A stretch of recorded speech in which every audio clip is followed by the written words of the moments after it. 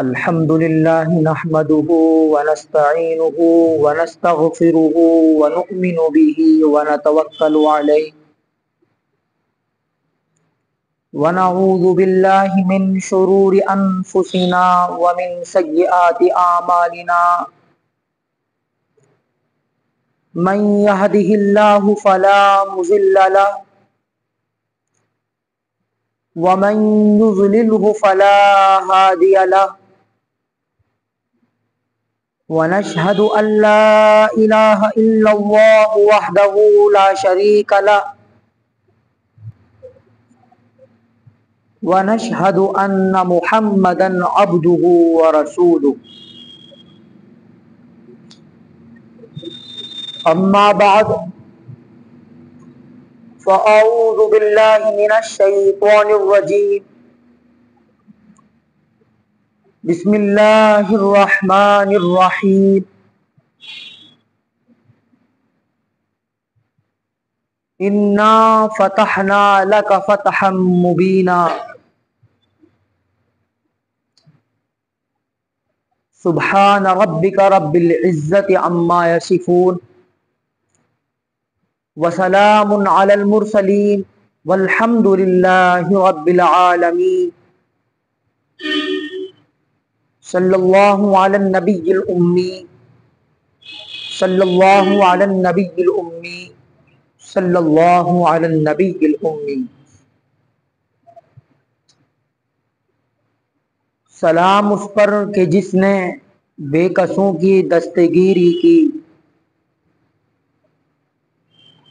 سلام اس پر کہ جس نے بے کسوں کی دستگیری کی، سلام اس پر کہ جس نے بادشاہی میں فقیری کی، سلام اس پر کہ اسرار محبت جس نے سمجھائے، سلام اس پر کہ جس نے زخم کھائے پھول برسائے،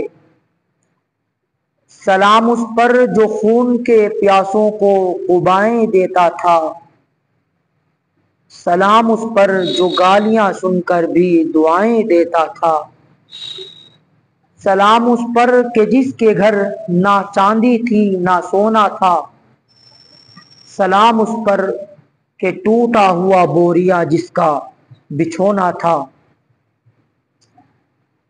سلام اس پر جو سچائی کی خاطر دکھ اٹھاتا تھا، سلام اس پر جو بھوکا رہ کے اوروں کو کھلاتا تھا، سلام اس پر کہ جس نے کھول دی مشقیں اسیروں کی، سلام اس پر کہ جس نے بھر دی جھولیاں فقیروں کی، سلام اس پر کہ جس نے فضل کے موتی بکھیرے ہیں، سلام اس پر کہ جس نے فضل کے موتی بکھیرے ہیں،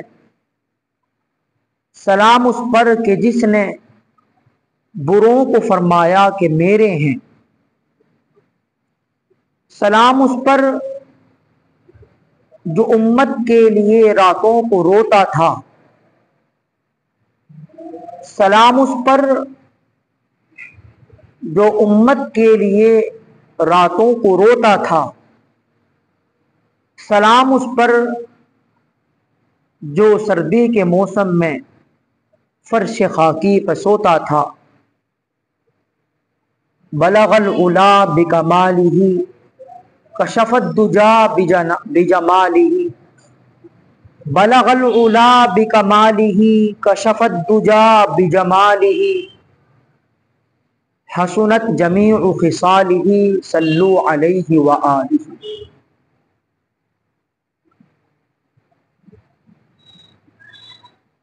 معزز حاضرین،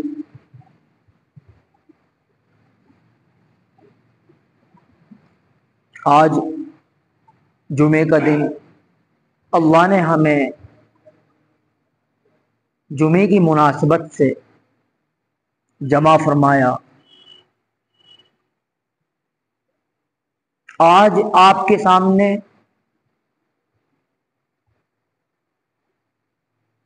فتح مکہ کا وہ منظر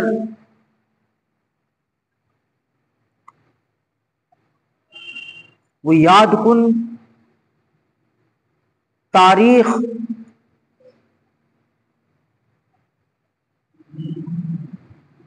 جو رمضان المبارک کے اندر پیش آیا.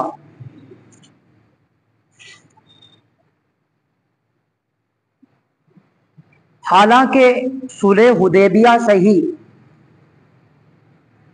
فتح مکہ کا آغاز ہو چکا تھا. اللہ کے رسول صلی اللہ علیہ وسلم نے اپنے جانثاروں کو اپنے شیدائیوں کو مکہ میں جانے کے لیے حکم دیا اور اس لشکر کے ساتھ اس لشکر اسلام کے ساتھ اس لشکر مقدس کے ساتھ اس پاکیزہ لشکر کے ساتھ اللہ کے رسول صلی اللہ علیہ وسلم بھی خود گئے کہ جس لشکر کی تعداد 10,000 تھی. یہ لشکر مدینہ منورہ سے نکلتا ہے اور اس لشکر کا رخ مکہ المکرمہ کی جانب ہوتا ہے. یہ 10,000 کا لشکر جانثاروں کا اللہ کے رسول صلی اللہ علیہ وسلم کے شیدائیوں کا، وہ لوگ کہ جن میں ابو بکر بھی تھے، عمر بھی تھے، عثمان بھی تھے، علی مرتضیٰ بھی تھے، حضرت عباس رضی اللہ تعالی عنہم وغیرہ وغیرہ. یہ 10,000 صحابہ کرام کا لشکر مدینہ المنورہ سے مکہ مکرمہ کی جانب چلتا ہے. جب مکہ ایک منزل پر رہ جاتا ہے تو اس لشکر کو ایک مقام پر پڑاؤ ڈالنے کا حکم دیا جاتا ہے. اور یہ لشکر اسلام کہ جس کی تعداد 10,000 کے قریب تھی، یہ لشکر اسلام اس مکہ کے قریب ایک جگہ پر ٹھہرتے ہیں. مگر ادھر مکہ کے اندر کسی طرح یہ خبر پتہ چل چکی تھی کہ مسلمانوں کا لشکر جو مکہ کے اندر داخل ہونے کے لیے آیا ہے وہ مکہ کے قریب ہی پڑاؤ ڈال چکا ہے. اور قریشیوں کا ایک قافلہ ابو سفیان جو ابھی تک اسلام کے اندر داخل نہیں ہوئے تھے. کون ابو سفیان؟ زوجہ رسول کے والد محترم. کون ابو سفیان؟ حضرت امیر معاویہ رضی اللہ تعالی عنہ کے والد. کون ابو سفیان؟ یہ وہ ابو سفیان کہ جب مکہ المکرمہ کے سفیر بن کر مدینہ المنورہ کے ہاں اپنی بیٹی کے یہاں جب دستک دیتے ہیں. بیٹی کون بیٹی؟ زوجہ رسول. کون بیٹی؟ ام حبیبہ رضی اللہ تعالی عنہا. جب دروازہ کھولتی ہیں دیکھا ان کے والد ابو سفیان آئے ہوئے ہیں. بستر جو ابھی چارپائی پر پڑا ہوا تھا، ان کے والد جو چارپائی پر بیٹھنے کے قریب تھے، وہ چارپائی کہ جو اللہ کے رسول صلی اللہ علیہ وسلم کی چارپائی تھی، وہ چارپائی کہ جس چارپائی پر نبوت لیٹا کرتے تھے، وہ چارپائی کہ جس پر اللہ کے رسول صلی اللہ علیہ وسلم وہ پاکیزہ ہستی، وہ پاکیزہ مقدس شخصیت آرام فرماتی تھی، وہ بستر یوں ہی چارپائی پر پڑا ہوا تھا. جیسے ہی ام حبیبہ کے والد ابو سفیان امیر معاویہ رضی اللہ عنہ کے والد ابو سفیان اس چارپائی پر بیٹھنے کے قریب ہوتے ہیں، بیٹی ام حبیبہ اس بستر کو لپیٹ لیتی ہیں. باپ حیران ہو جاتا ہے، بیٹی میں تیرے گھر پر مہمان بن کر آیا ہوں، میں تیرا والد ہوں، میں تیرا باپ ہوں، اور بیٹی تو نے میری وجہ سے اس بستر کو سکیل لیا، تو نے اس بستر کو لپیٹ لیا، ایسا کیوں کیا؟ تو بیٹی ایک دندانی شکن جواب دیتی ہے، اپنے باپ کو منہ توڑ جواب دیتی ہے، اور بیٹی کہتی ہے آپ میرے باپ ہیں، اس میں کوئی شک و شبہ نہیں ہے، آپ میرے والد ہیں، اس کے اندر کوئی شک و شبہ نہیں ہے، مگر آپ مشرک ہیں اور آپ پر ایک نجاست ہے، شرک کی نجاست۔ یہ بستر میرے رسول صلی اللہ علیہ وسلم کا بستر ہے، اس پاکیزہ بستر پر میں کسی ناپاک مشرک کو نہیں بٹھا سکتی۔ یہ وہ ابو سفیان، جب ان کی قیادت میں ایک لشکر آیا تو حضرت عباس رضی اللہ تعالی عنہ ان کی آواز پہچان لیتے ہیں۔ جب یہ ابو سفیان تفتیش کرتے ہیں تو حضرت عباس رضی اللہ تعالی عنہ نے ان کو پہچانا اور ان سے پوچھا ابو سفیان کہ تمہارے لیے ابھی وہ وقت نہیں آیا کہ تم دامن رحمت کے اندر جاؤ، چھپ جاؤ، کلمہ پڑھ کر مسلمان ہو جاؤ؟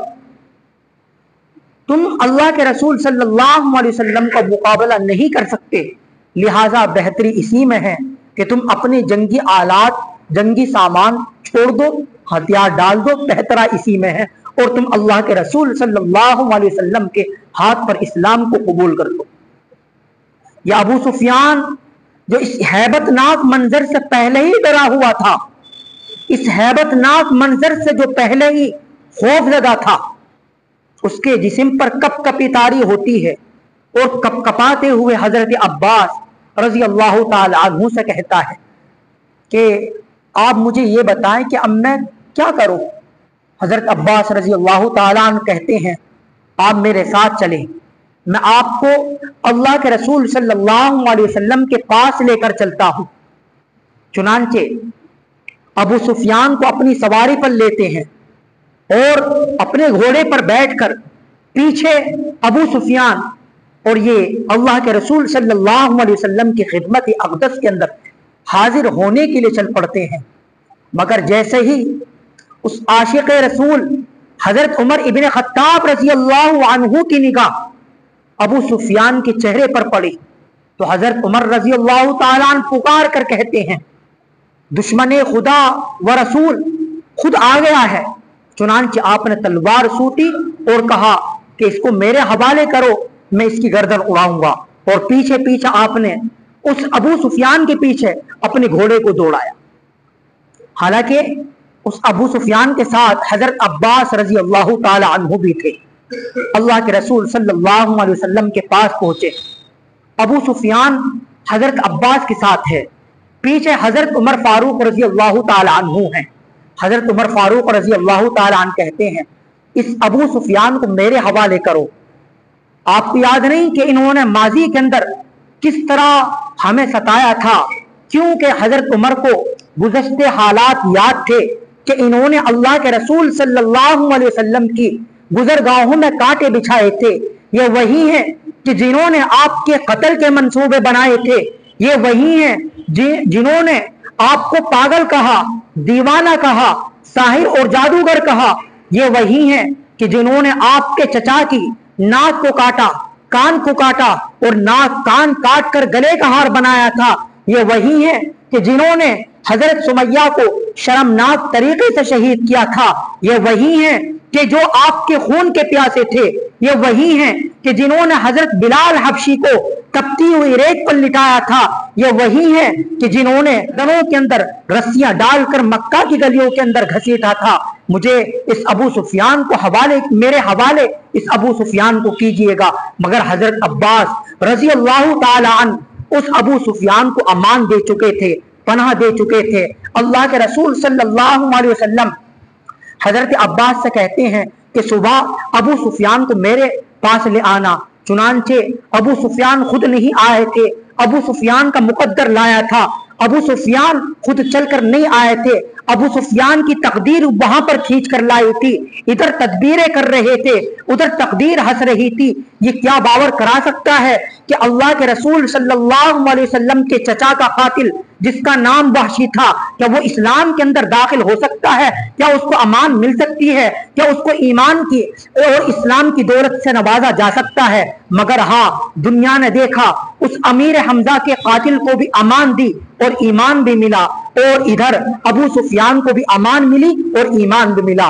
چنانچہ صبح ہوئی، حضرت عباس رضی اللہ تعالیٰ عنہ، ابو سفیان حضرت امیر معاویہ رضی اللہ تعالیٰ عنہ کے والد کو اللہ کے رسول صلی اللہ علیہ وسلم کی خدمت اقدس کے اندر حاضر ہو کر پیش کرتے ہیں، یا رسول اللہ ابو سفیان آپ کے سامنے حاضر ہیں۔ اللہ کے رسول صلی اللہ علیہ وسلم پوچھتے ہیں، ابو سفیان کہ تمہیں اب بھی یقین نہیں آیا لا الہ الا اللہ، کہ اللہ کے رسول کہ اللہ کے سوا کوئی معبود نہیں، کوئی مشکل کشا نہیں، کوئی حاجت روا نہیں؟ ابو سفیان نے فوراً جواب دیا، یا رسول اللہ ہاں مجھے یقین آ گیا ہے کہ اللہ کے سوا کوئی دوسرا مشکل کشا نہیں ہے، اگر ہوتا تو میری ضرور مدد کرتا، لیکن اللہ کے سوا کوئی دوسرا مشکل کشا نہیں ہے۔ اللہ کے رسول صلی اللہ علیہ وسلم نے آگے ارشاد فرمایا، مجھے حیرت ہے ابو سفیان تجھ پر، کیا تجھ کو اب بھی یقین نہیں آیا کہ میں اللہ کا رسول ہوں؟ وہ ابو سفیان کہتا ہے کہ ہاں میں مانتا ہوں کہ آپ بہت حلیم ہیں، بردبار ہیں، آپ کریم ہیں، لیکن آپ اللہ کے رسول ہیں، یہ بات میری سمجھ میں نہیں آئی۔ چنانچہ حضرت عباس رضی اللہ تعالی عنہ نے ابو سفیان کو سمجھایا اور ابو سفیان کلمے کا شریک، کلمہ قبول کر چکا کہ اللہ کے سوا بھی کوئی معبود نہیں اور آپ اللہ کے رسول صلی اللہ علیہ وسلم ہیں، اور فوراً ابو سفیان اسلام کے اندر داخل ہوتا ہے۔ اللہ کے رسول صلی اللہ علیہ وسلم اعلان کرتے ہیں کہ اگر کوئی فتح مکہ کے دن ابو سفیان کے گھر کے اندر داخل ہو جائے تو اس کو بھی معافی ہے، اس کو بھی امان دے دی جائے گی۔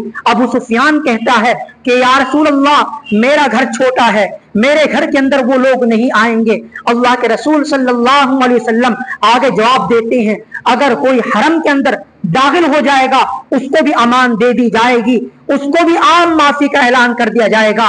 ابو سفیان کہتے ہیں یا رسول اللہ حرم اتنا چھوٹا ہے کہ مکہ کی وادی بہت بڑی ہے۔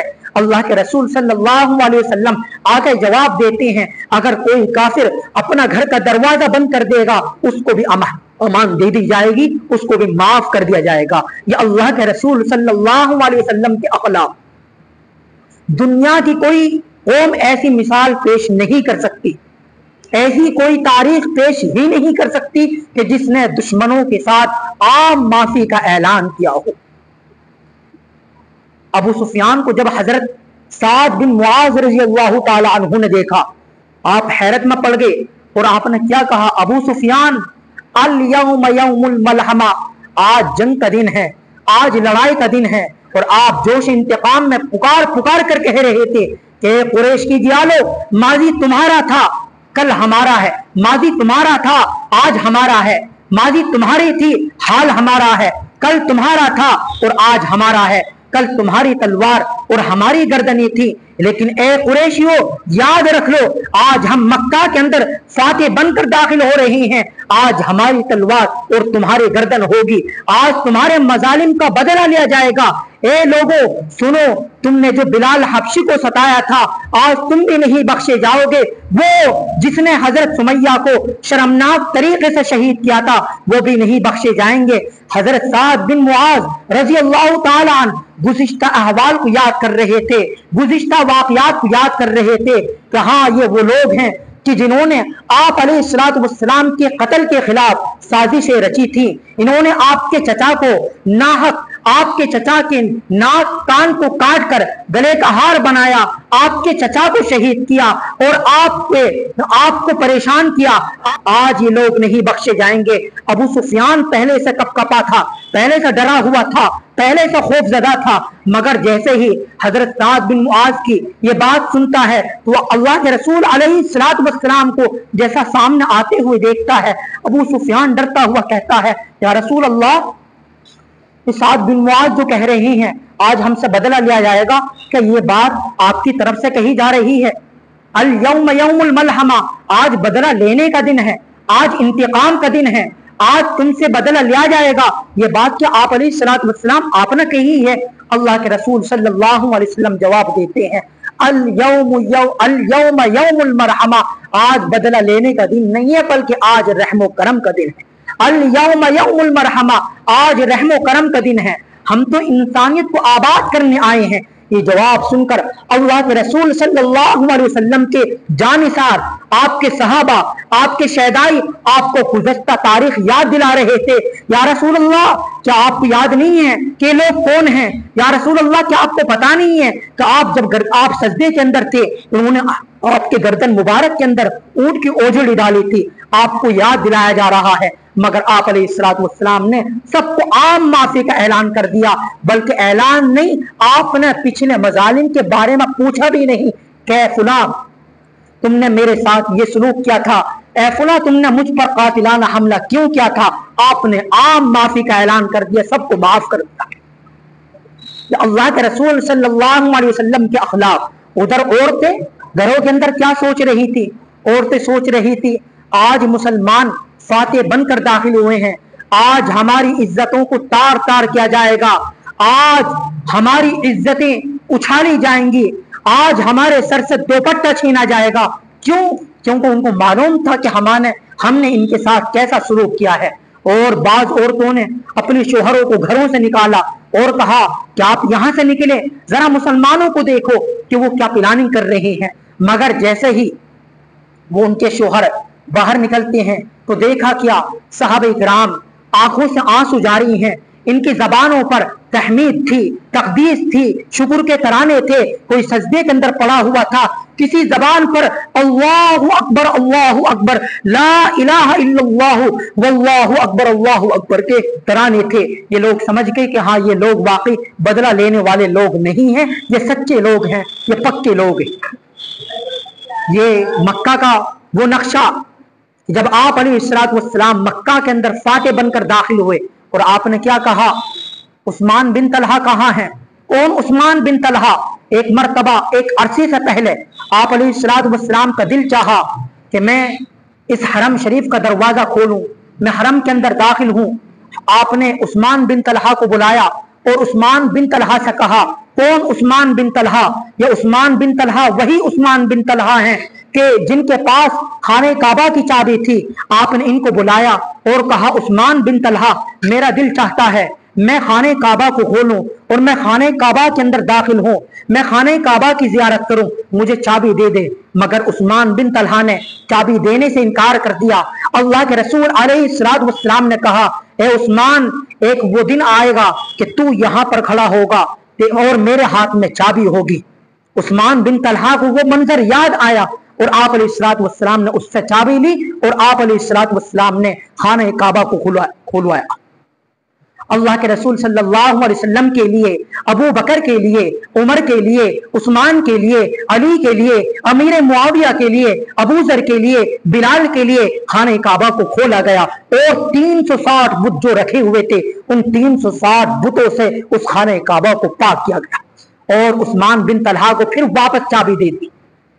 دیگر صحابہ کرام سوچ رہے تھے چابی مجھے دی جائے گی، مجھے دی جائے گی، مگر اللہ کے رسول صلی اللہ علیہ وسلم کے اخلاق دیکھیے کہ جس سے چابی لی تھی عثمان بن طلحہ سے، اسی عثمان بن طلحہ کو چابی دے دی۔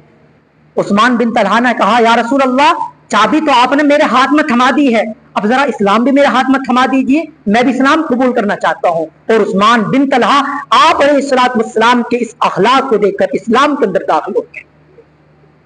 یہ وہ فتح مکہ کا وہ منظر، فتح مکہ کی وہ تاریخ کہ کوئی قوم، کوئی مذہب ایسی مثال اور ایسی تاریخ پیش نہیں کر سکتا کہ دشمنوں نے جس نے دشمنوں کے ساتھ عام معافی کا اعلان کیا ہو۔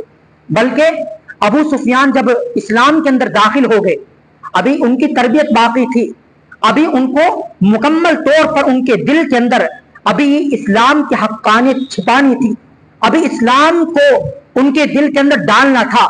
کس طرح؟ دلائل سے نہیں، روب سے نہیں، بلکہ حضرت ابو سفیان کو حضرت عباس رضی اللہ تعالی عنہ سے کہا گیا، اے عباس آپ ابو سفیان کو پہاڑ کی چوٹی پر کھڑا کرو اور یہ میرے صحابہ کا، میرے شہدائیوں کا، میرے جانثاروں کا انداز دیکھے، کس طرح میرے صحابہ کا انداز چلنے کا دیکھے، نکلنے کا انداز دیکھے، میرے صحابہ کا باہم اتفاق دیکھے، میرے صحابہ کا باہم پیار و محبت دیکھے، باہمی اعتماد دیکھے، میرے صحابہ کا ایمان دیکھے۔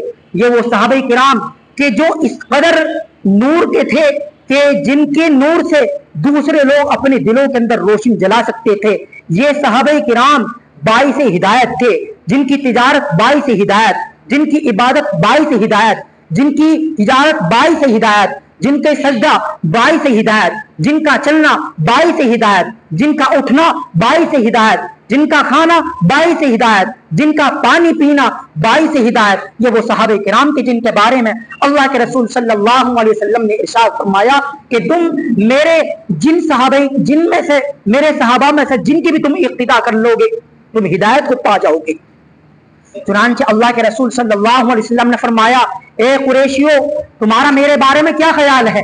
تم کیا سمجھتے ہو میں تمہارے ساتھ کیسا سلوک کروں گا؟ تو قریشی کیا جواب دیتے ہیں؟ وہ جواب دیتے ہیں کہ ہمارا تمہارے بارے میں یہ خیال ہے کہ آپ ہمارے ساتھ اچھا سلوک کریں گے، آپ شریف ہیں، آپ شریف بھائی کے بیٹے ہیں۔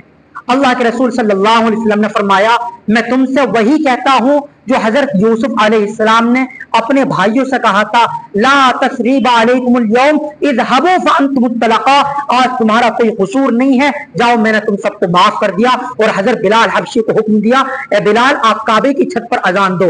حضرت بلال جوتے اتار رہے تھے، آپ نے کہا اے بلال آپ جوتے سمیت کعبے کی چھت پر چڑھ کر اذان دیجیے۔ یہ فتح مکہ کا وہ منظر، وہ تاریخی منظر تھا جو اللہ کے رسول صلی اللہ علیہ وسلم نے رمضان المبارک کے اندر فتح فرمایا۔